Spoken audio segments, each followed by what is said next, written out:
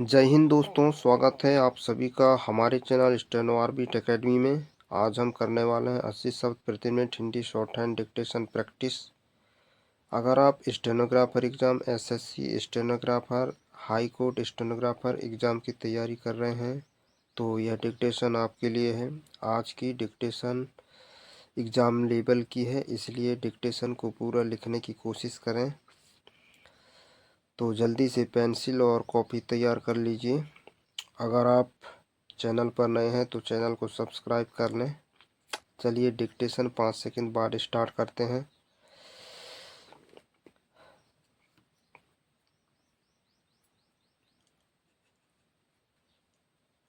Start.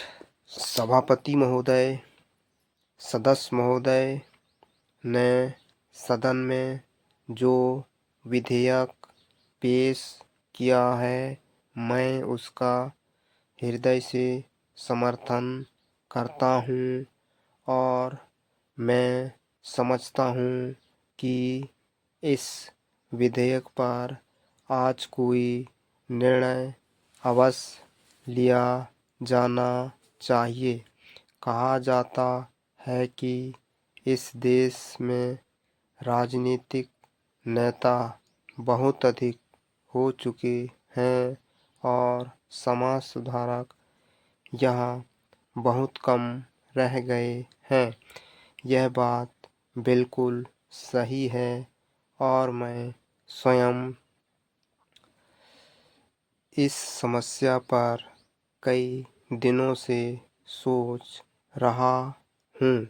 इस देश में जो भी अच्छा आदमी होता है वह धीरे धीरे राजनीतिक क्षेत्र में चला जाता है।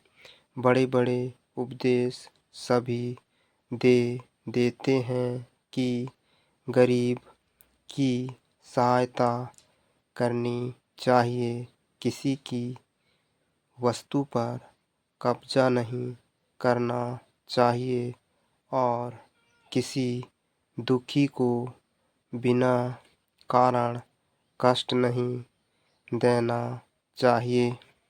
वास्तव में ऐसा कोई करता नहीं है।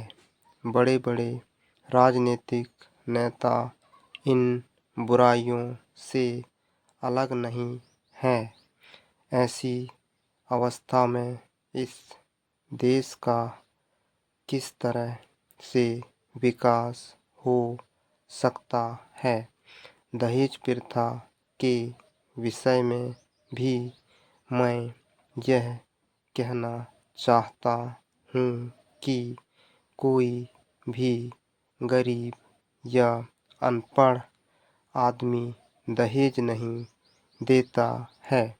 देश के सब बड़े नेता, सब बड़े कार्यकर्ता और सभी बड़े समाज सुधारक दहेज देते हैं।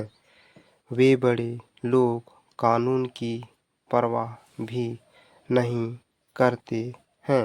पैरा। सभापति महोदय, पंजाब में एक कानून बनाया गया है कि पिता की संपत्ति में लड़कियों को भी उतना ही हिस्सा मिलेगा जितना लड़कों को मिलता है। परिणाम यह हुआ कि वहाँ पर ना तो दहेज देना पड़ता है और ना ही कोई दहेज मांगता है। मैं समझता हूँ कि इस प्रकार का कानून देश के अन्य राज्यों में भी लागू किया जाए तो दहेज प्रथा को समाप्त किया जा सकता है। जब लड़कियों को पिता की संपत्ति का पूरा हिस्सा मिलेगा और पूरी ज़मीन मिलेगी तो उन्हें दहेज देने की आवश्यकता भी नहीं पड़ेगी। एक बात जो मैंने अभी कही है कि सबसे पहले हमें अपनी आदतों को सुधारना चाहिए, तभी हम देश की गरीब और अनपढ़ जनता से यह आशा कर सकते हैं कि वे भी इस बुराई को दूर करने में अपना सहयोग दें। अभी तक माननीय सदस्य ने सुझाव दिया है कि दहेज देने की एक सीमा निर्धारित कर देनी चाहिए। इस संबंध में मेरा सुझाव यह है कि दहेज की कोई सीमा निर्धारित नहीं होनी चाहिए। दहेज के नाम पर कुछ भी देना अपराध माना जाना चाहिए। दहेज प्रथा को जड़ से ही मिटाया जाना चाहिए। Full stop. तो दोस्तों, यह थी आज की 80 शब्द प्रति minute Hindi short hand dictation. आपने कितना सही लिखा कमेंट में ज़रूर बताइए कि और अपनी करंट स्पीड भी बताइए।